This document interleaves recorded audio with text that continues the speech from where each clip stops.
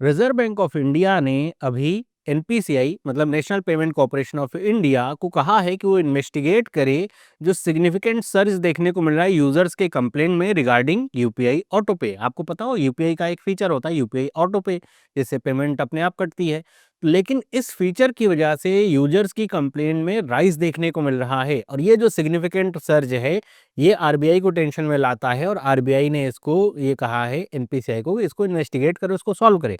हालांकि कोई ऑफिशियल ऐसा आरबीआई की वेबसाइट पे आपको नहीं मिलेगा, लेकिन आप अगर देखेंगे तो ये जो न्यूज़ जो मीडिया है वहाँ पे आपको इसके बारे में जानकारी मिल जाएगी कि ऐसा आरबीआई की तरफ से कहा गया है। मतलब सूत्रों के द्वारा ऐसे जो इन्फॉर्मेशन निकलती है उसके बारे में यहाँ पे बात हो रही है। इसको थोड़ा हम समझेंगे कि आखिर यूपीआई ऑटो पे क्या है, कैसे काम करता है। यूपीआई ऑटो पे का जो एडॉप्शन है वो इतना तेजी से जो बढ़ा है, उसके पीछे जो अब ये कंप्लेंट्स निकल के आ रही हैं वो कैसे काम कर रही हैं, मतलब मेन कंप्लेंट लोगों के आखिर क्या-क्या है, उसके लिए एनपीसीआई ने अपनी तरफ से क्या-क्या कदम उठाए, वो सब कुछ डिटेल में। वीडियो आपको इन्फॉर्मेटिव लगे तो इसे लाइक करें। इस तरह की और वीडियोज़ के लिए चैनल को सब्सक्राइब करें। सबसे पहले बात करें हम यूपीआई ऑटो पे की, तो इसको लॉन्च किया गया था 2020 में। एनपीसीआई ने इसको लॉन्च किया था यूपीआई के एक फीचर के तौर पे, मतलब यूपीआई ऐप के अंतर्गत ही आता है। आप कोई भी ऐप इस्तेमाल करें, गूगल पे, भीम यूपीआई, पेटीएम, कोई भी, तो उसमें आपको यूपीआई ऑटो पे का फीचर मिलता है। ये फीचर का मतलब क्या है कि ये जो रिकरिंग पेमेंट्स होती है, रिकरिंग पेमेंट का मतलब ये है ऐसी पेमेंट जो पीरियोडिक होती है। आपको पता है कि आपको महीने में एक बार आपको इंटरनेट का बिल पे करना है, आपको बिजली का बिल पे करना है, आपको ओटीटी सब्सक्रिप्शन का बिल पे करना है, आपको म्यूचुअल फंड की एसआईपी जानी है या फिर आपका लोन जाना है।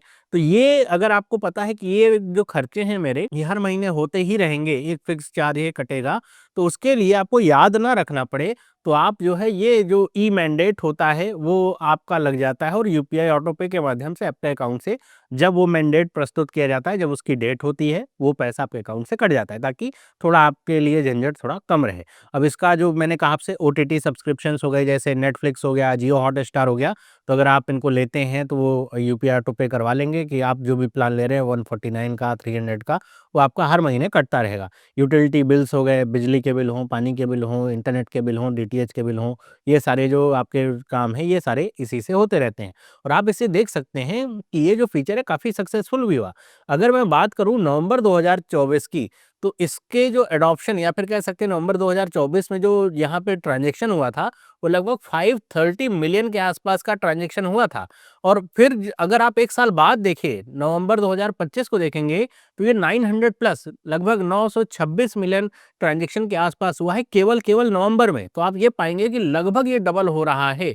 तो ऐसे आप समझिए कि एडॉप्शन जो है ये काफ़ी तेज़ी से बढ़ा है यूपीआई ऑटो पे को लेकर के। और जब एडॉप्शन काफ़ी तेज़ी से बढ़ा है, तो यहीं पर आ जाता है कस्टमर के लिए दिक्कत वाली बात कि अब जो जो प्रॉब्लम है, जो दिक्कतें हैं, वो कस्टमर रेज़ कर रहे हैं।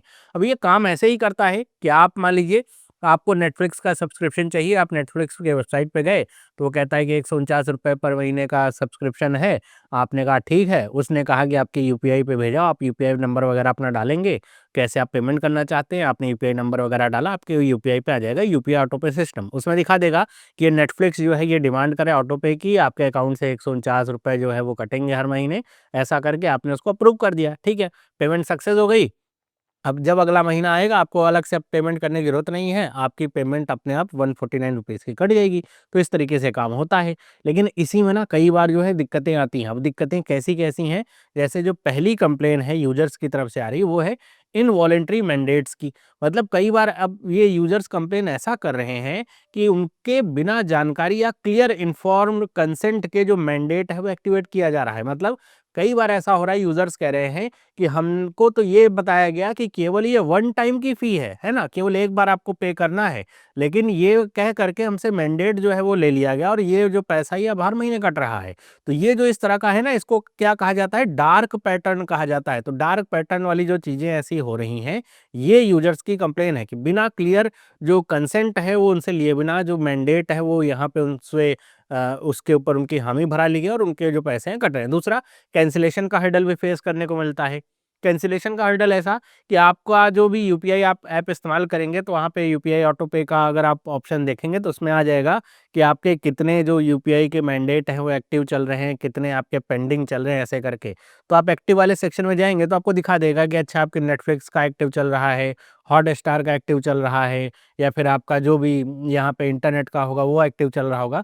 तो ऐसे में आप कैंसिल करना चाहिए। अब हॉटस्टार पे कैंसिल करने के लिए आपने क्लिक किया, लेकिन वो क्लिक जो करने के बाद जो कैंसिलेशन है वो हो ही नहीं रहा। क्लिक क्या आ गई एरर या फिर ट्राई अगेन सम टाइम, इस तरह की चीज़ें आ गई। तो इसमें हो क्या रहा है कि आप कैंसिल करना चाह रहे हैं या फिर पॉज़ करना चाह रहे हैं, उस मैंडेट को पॉज़ नहीं हो रहा। तो उससे हो क्या रहा है, यूज़र्स का ना चाहते हुए भी पैसा कट जा रहा है क्योंकि वो कैंसल ही नहीं हुआ। और फिर ऐसा करेंगे, आप कस्टमर केयर पे कॉन्टैक्ट करेंगे कैंसल करने के लिए, तो वो यही कहेंगे आप अपना मैंडेट कैंसल कर दीजिए, वो हो जाएगा, मैंडेट कैंसल नहीं हो रहा। तो जो यूज़र्स की दिक्कत है कि जो मैंडेट की चीज़ें हैं कि आप जब तक चाहते हैं मैंडेट को एक्टिव रखिए, आपकी नहीं मर्ज़ी आप हटा लीजिए, बस सिंपल सी चीज़ है, लेकिन ये नहीं हो रही है। इस बात की काफ़ी कंप्लेन आ रही है। फिर तीसरा इसमें है नोटिफ़िकेशन फेलियर का। नोटिफ़िकेशन फेलियर का मतलब ये है कि 24 आवर पहले आपके अकाउंट से अगर पैसे कटने हैं, कोई भी आपने मैंडेट ऐसा दे रखा है यूपीआई ऑटो पे का, तो 24 आवर के अंदर आपके पास वो मैसेज आ जाएगा कि भाई अच्छा नेटफ्लिक्स की पेमेंट जा रही है ₹149, ताकि आपको पता रहे कि अच्छा कल कट जाएगा ₹149, आपको चाहिए तो ठीक है, नहीं चाहिए तो आप उसको कैंसल कर दें। लेकिन यहाँ पे ये कहा जा रहा है कि जो कम्युनिकेशन डिले हो जा रहा है, कई बार ये जो मैसेज है या एसएमएस है, लोगों को प्रॉपर टाइम पे नहीं पहुँच पा रहा। और कई बार ऐसा भी होता है कि जब पैसा कटता है ₹149, उसके बाद मैसेज भी आता है ना कि इतना पैसा कट गया, वो भी नहीं आ पा रहा।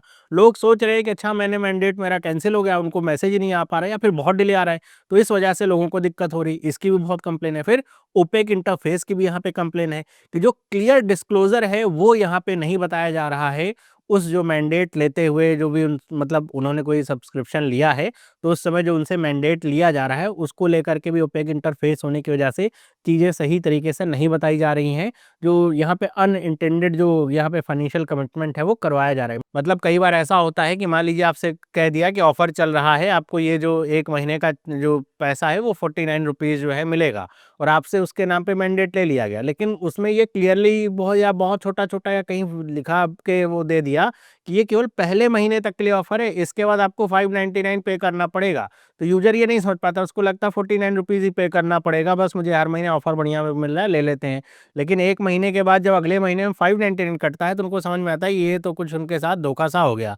तो ये सारी चीज़ें भी यहाँ पे यूज़र्स के साथ हो रही हैं। तो ये जो कंप्लेन है, यही जो इसमें सर्ज देखने को मिल रहा है, इसकी वजह से आरबीआई ने इसको लेकर के सारी चीज़ें कही हैं कि आप इसको थोड़ा देखो, ये क्यों हो रहा है और इसका जो समाधान निकालना है, उसको भी आप लेकर के आओ। तो आरबीआई ने जो डायरेक्टिव्स दिए हैं, तो ये तो आरबीआई का जो रेगुलेटरी रिव्यू है, उसके अंतर्गत ही आता है भाई, एनपीसीआई अलग से कुछ है नहीं, आरबीआई के अंतर्गत ही वो आएगा। तो एनपीसीआई को क्या कंडक्ट करना है, कैसे चीज़ें करनी है, उसका रिव्यू कैसे करना है, उसको क्या दिशा निर्देश देने, आरबीआई का काम होता है। ताकि जो इस तरह का जो डिजिटल माध्यम से पेमेंट है, वो ट्रांसपेरेंट रहे, जो कंसेंट वगैरह है, वो सही तरीके से ली जाएँ और जो रिवोकेशन का प्रोसेस हो, वो भी आसानी से हो पाए। ये नहीं कि आपने एक बार अगर कुछ भी ऑटो पे कर लिया, तो आपको उसको कैंसल करने के लिए एकदम माथापच्ची करनी पड़ जाए। तो इसको लेकर के ना एनपीसीआई ने अपनी तरफ से रिस्पॉन्स दिया है कि उसने एक स्टेक होल्डर्स की एंगेजमेंट की मीटिंग रखी थी दिसंबर 2025 में।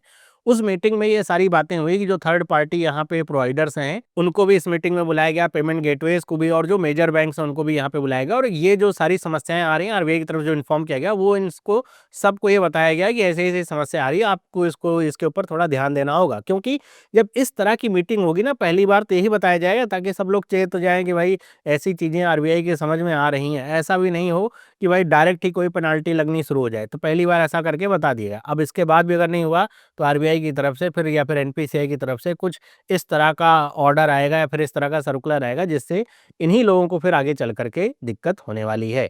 अब यहाँ पर जो है सिस्टम अपग्रेड करने के लिए भी एनपीसीआई की तरफ से कुछ यहाँ पे काम किए गए।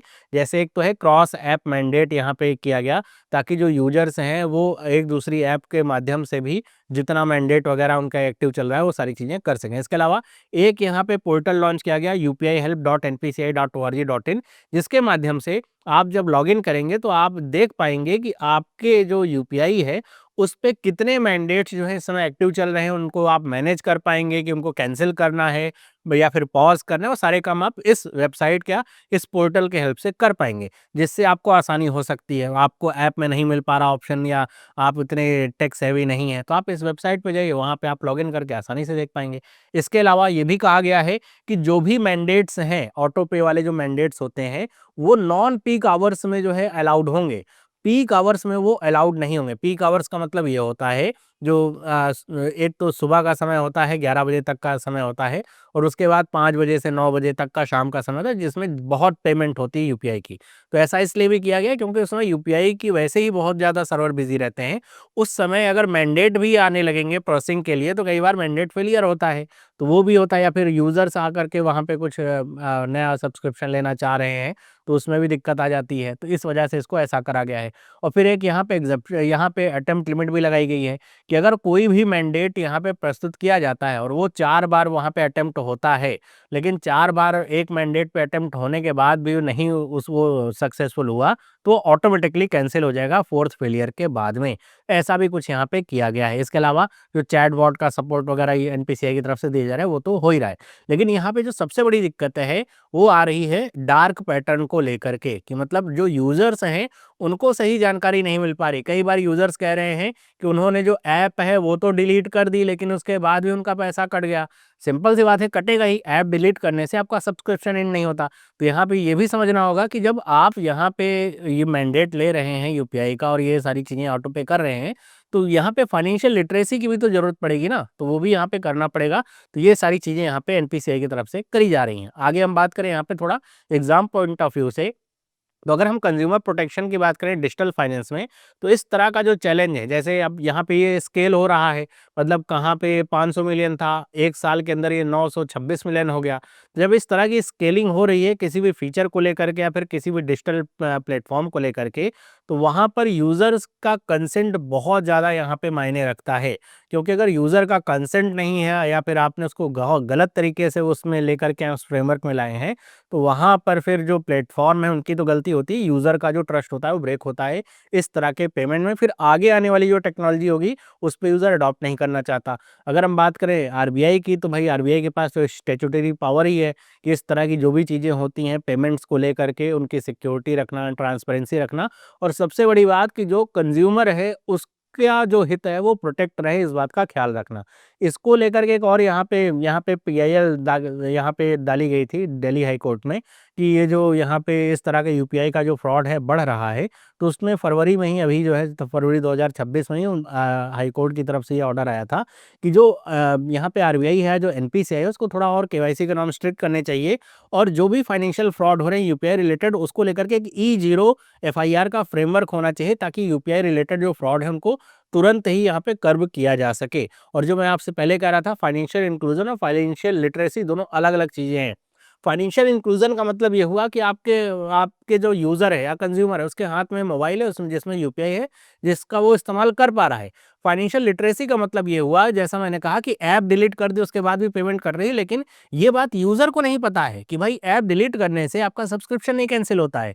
अगर यहाँ पे ऐसा है, तो उसको ये भी पता होना चाहिए कि भाई सब्सक्रिप्शन पहले आपको यूपीआई के ऐप में जाकर के उसको जो मैंडेट है उसको स्टॉप करना पड़ेगा, तब सब्सक्रिप्शन आपका कैंसल हो गया। फिर ऐप में जाकर के आपको सब्सक्रिप्शन कैंसल करना पड़ेगा, वरना फिर यूज़र ऐसे ही परेशान होते रहें। तो ये फाइनेंशियल लिटरेसी भी फैलाने की ज़रूरत आरबीआई, एनपीसीआई दोनों को ही पड़ेगी, क्योंकि भाई अगर कंज़्यूमर इस तरह से उसको लगेगा कि उसके साथ चीट हो रहा है, तो फिर वो एडॉप्शन रेट धीरे-धीरे कम होगा, और जो आरबीआई और गवर्नमेंट का जो आगे का विज़न है लेस कैश इकोनॉमी का, वो यहाँ पे फिर मंदा होता जाएगा। बाकी आपका क्या ओपिनियन है इसको लेकर के, मुझे आप कमेंट करके बताइएगा। ये वीडियो आपको अच्छी लगी तो इसको लाइक करें, इस तरह की और वीडियोज़ के लिए चैनल को सब्सक्राइब करें। बाकी आप हमारे टेलीग्राम चैनल और हमें इंस्टाग्राम पे फॉलो कर सकते हैं। मिलते हैं अगली वीडियो में। सभी लोगों को बाय।